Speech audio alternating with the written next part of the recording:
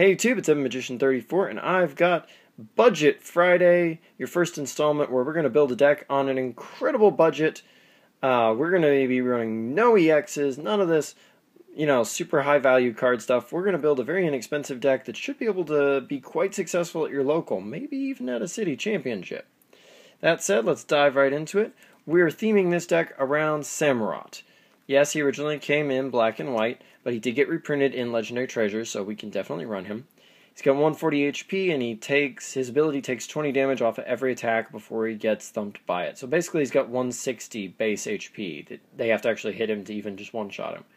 And if they try to 2-hit KO him, he basically has 180 HP, so that's pretty solid.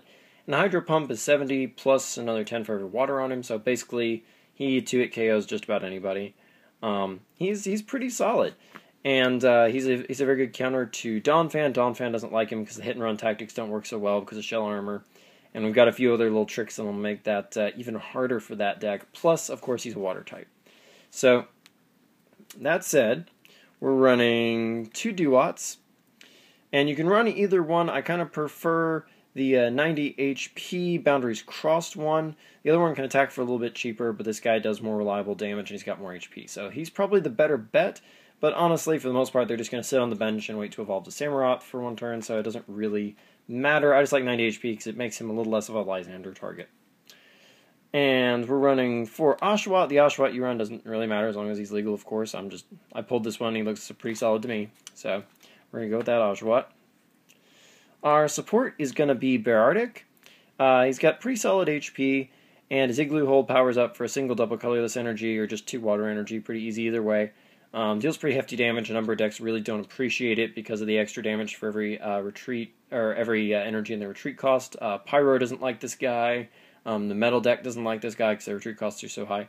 And especially if you've powered up with 2 waters to Igloo Hold, you can mountain drop just by dropping the extra DCE on there, and that thing hits for basically 120 because all it needs is a stadium out, and there usually is these days.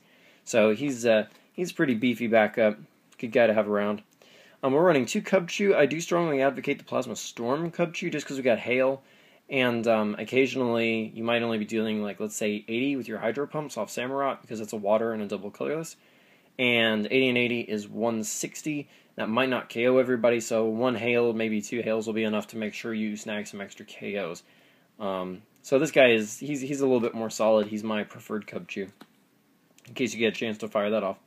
Our other 2 Pokemon out of the 16 we're running total, one of them is Suicune just because of Safeguard, basically, but he's also easy to power up for Aurora Beam.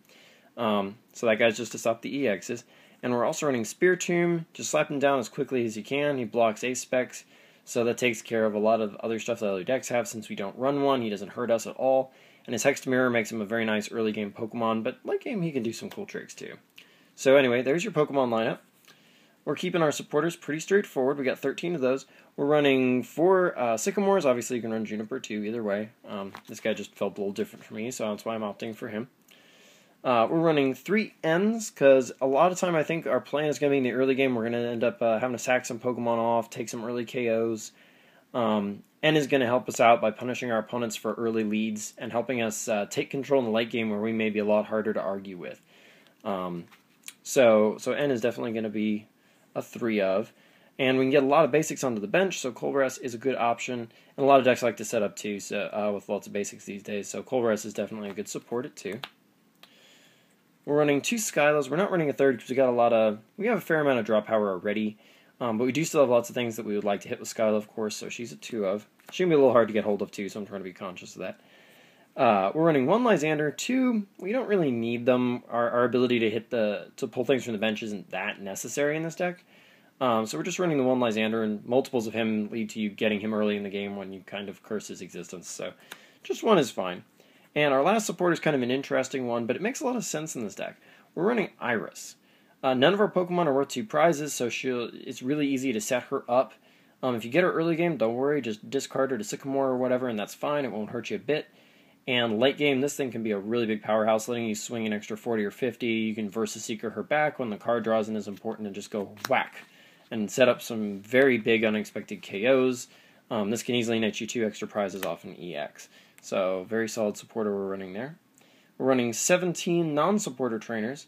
We're running 2 rare candies just for those extra 2 Samurott. It's a nice, quick way to power up to Samurott. Very solid. Good Skylar target.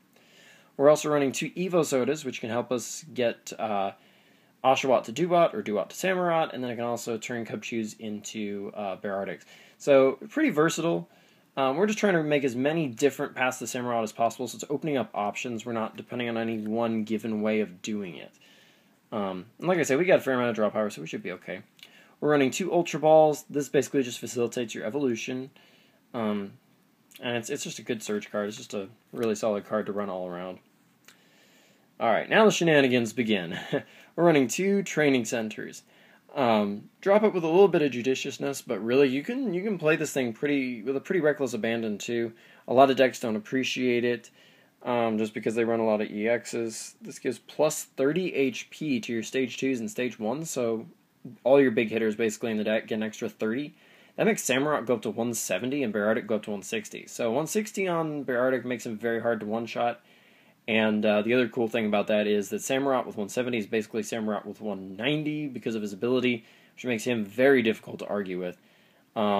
So yeah, it's really solid, but if they replace it with their own stadium, you don't really care because you're not super dependent on this either.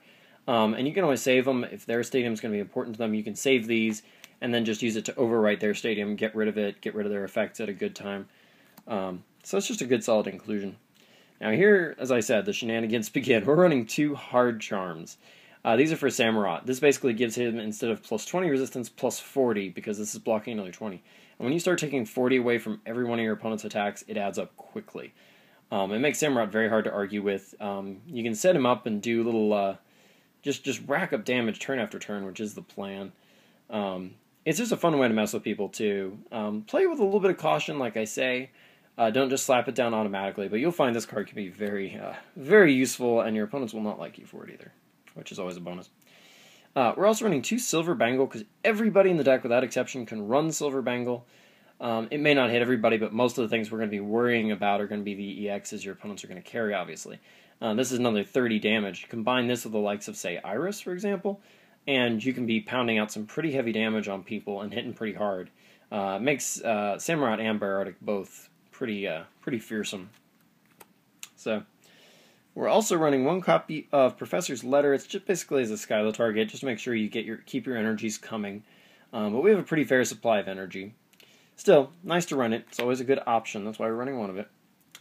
Our retreats and the presence of status through things like Malamar prompt us to run 3 switches, just to make sure we don't get locked in with status or something like that and put into bad situations. This is always a nice option to have.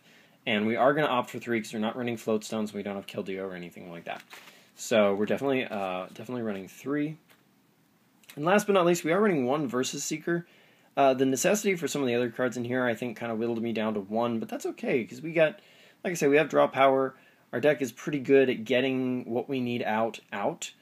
So think of this more as a late game trick for getting exactly the right supporter. More than something early game to accelerate you through cards unless you really need it. This is more about utility than it is about just your draw power. And last but not least, we have 14 energies. We're running 4 double colorless energies, very easy to get. It got a lot of printings. You shouldn't have trouble getting this card. Virtually every Pokemon in the deck wants it. The only one who probably doesn't is Spiritomb, and he can still use it. So you can still use this to restock your hand of Spiritomb. So basically, there isn't a single Pokemon in the deck who doesn't appreciate it on some level. Good for keeping speed with other decks, so we definitely want to run for that. And then our energies we're running, the remainder of it is all just 10 water energies, which is 5 and then 10. So just mono water, because of course, obviously, all our guys want is water. That said, now that we've done that, we can add a little money to the deck if you want. That 60 card variant you just saw is very good, very solid, a lot of fun. But if you want to add money, or you just think you can, we can add an ace spec. That's probably one of the first places we can add money to the deck. Spiritomb might be somebody to just drop straight for your ace spec, actually, just because otherwise it can lead to some unpleasant situations. Do that at your discretion. If you want to go cheap in the ace spec department, you can go with Rock Guard. It's not the best card you're ever going to see, and there probably is a better alternative you're about to see, but it's a very inexpensive card. Don't overtrade for this, guys, really. It's quite inexpensive. But that said, it makes Samurott even more annoying and more more difficult for your opponent to make the right decision on whether they should attack or should not attack. And it's only for one prize off Samurott for them, but taking 6 back from it can easily set you up for KOs with other Samurotts or with Bariartics and stuff like that. So played correctly, this can be a very useful ace spec for us. Now, if you want to go a little bit more, we can opt for Computer Search. This is probably the best ace spec we can get in this deck. It's still not that expensive because people can only run one, so there's not a huge demand in the market for it. With a little bit of effort, you can probably secure a Computer Search. It does have to be this one, by the way, guys. The one from the base set doesn't count. That reprint is not legal for use in this application because it doesn't say ace spec and all that, unfortunately. But this is probably the best because this helps us kind of get exactly what we need at exactly the right time. And we do have a lot of different things that it would be nice to be able to pick and choose what we get. So this is probably another good card to add if we're going to opt for a little more money. Now, as far as the Pokemon go, you can change your lineup a little bit. You can probably get rid of Bariartic altogether and opt for some Seismitoad EXs. Seismitoad goes well. He's a lot of disruption. He likes double colorless energy. He's a very solid Pokemon. He's very good in this format right now. Once again, we're kind of hosing Donphan, and that's fine, because Donphan's still an issue. He also is not the best friend of Pyroar decks. Pyroar can block this guy's damage, but he can't block his effect, and also anybody who plays in the deck with Pyroar obviously doesn't care much for the fact that this guy's water, because Pyroar tends to be mono fire. So this guy is a quite good addition. Obviously you don't have to run the full art, but I had that, and it's pretty, so why not? This guy's a little on the pricey side, but nothing you can't handle with a little bit of work and good trading. So if you want to add money, that's probably a good way to go with it. You can also opt for Keldeo. You could probably go with maybe a Floatstone or two over some of those switches.